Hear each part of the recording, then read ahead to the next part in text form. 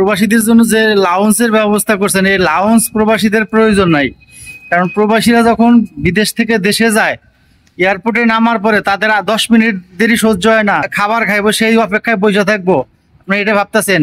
এই lounge towns বাদ দিয়ে প্রবাসীদের মূল যে সমস্যাগুলো আছে সেগুলো নিয়ে কথা বলুন, সেগুলা নিয়ে কাজ করুন। কারণ মূল সমস্যাগুলো হলো প্রবাসীরা বিদেশে আসার সময় হোক আর বিদেশে আসার পরে হোক পাসপোর্ট ঠিক মতো ডেলিভারি পায় না। বিদেশে আসার সময় একজন মানুষ যখন পাসপোর্ট করতে যায় তখন সেখানে দালাল ছাড়া কোনো পাসপোর্ট করতে পারে না।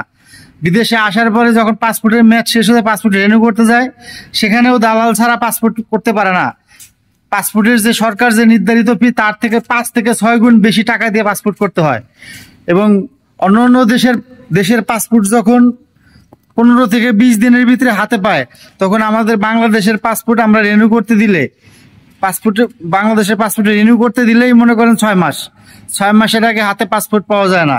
এই পাসপোর্ট না পাওয়ার কারণে অনেক বিদেশি প্রবাসী আছে অবৈধ হয়ে যায়। এগুলো নিয়ে কাজ করুন।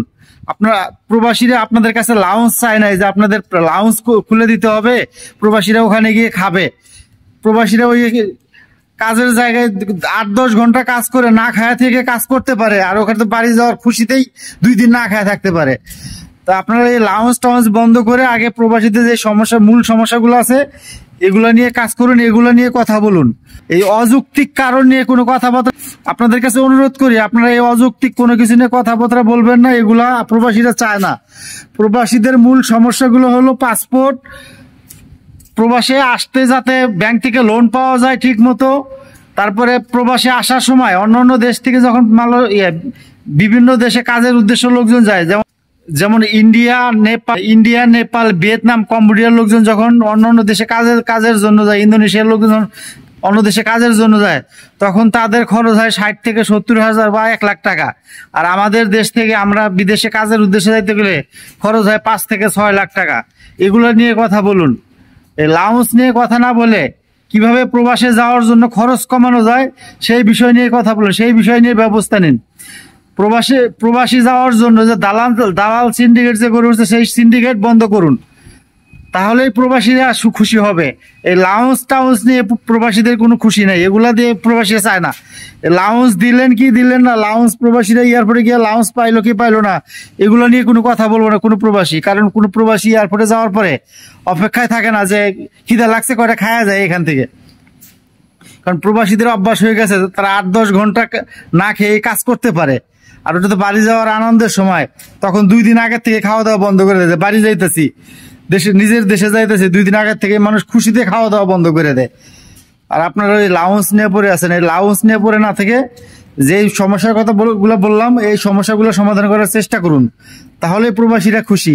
দেখবেন রেমিটেন্সের হার বেড়ে গেছে, কারণ রেমিটেন্স তখন বেড়ে যাবে। প্রবাসীরা যখন এই সুযোগ সুবিধাগুলো ব্যাংকের মাধ্যমে যখন লোন নিয়ে প্রবাসে আসতে পারবো, তখন দেখবেন ব্যাংকের মাধ্যমে টাকা পাঠাবো। আপনারা এরকম সিস্টেম করেন না যে প্রবাসে যাইতে হলে ব্যাংকের থেকে টাকা নিয়ে যাইতে হবে, এবং যেই ব্যাংক থেকে টাকা নিয়ে যাবে সেই ব্যাংকের মাধ্যমে টাকা বাংলাদেশে পাঠাতে হবে। এরকম সিস্টেম করেন ওই লাউন্স টাউন্স বাদ দিয়ে, যে এই ব্যাংক থেকে লোন নিয়ে বিদেশে গেছি, এই ব্যাংকের মাধ্যমে ছাড়া অন্য কোনো উপায়ে যাতে বাংলাদেশে টাকা না আসতে পারে সেই সিস্টেম করুন। আর বাংলাদেশে সিস্টেম করুন যে আপনারা যে দালাল মুক্ত প্রবাসী, যাতে দালাল ছাড়া যাতে প্রবাসে যাইতে পারে, দালাল ছাড়া সিন্ডিকেট ছাড়া যাতে অল্প টাকা যাতে বিদেশে যাইতে পারে বাংলাদেশি শ্রমিকরা, সেই ব্যবস্থা করুন। অযথা এই লাউন্স টাউন্স নিয়ে বারবার বলতেছি, এই লাউন্স টাউন্স নিয়ে প্রবাসীদের মাথা ব্যথা না, এগুলা বন্ধ করে আপনারা প্রবাসে যাওয়ার জন্য অল্প টাকার ভিতরে, মানে কম খরচে যাতে বিদেশে যাইতে পারে কাজের উদ্দেশ্যে, এবং দালাল মুক্ত যাতে বিদেশে যাওয়ার জন্য যাতে প্রসেস আছে দালাল মুক্ত যাতে করতে পারে। তো ধন্যবাদ। আমার সাথে যারা একমত আছেন এই ভিডিওটা সবাই একটু বেশি শেয়ার করে দিবেন।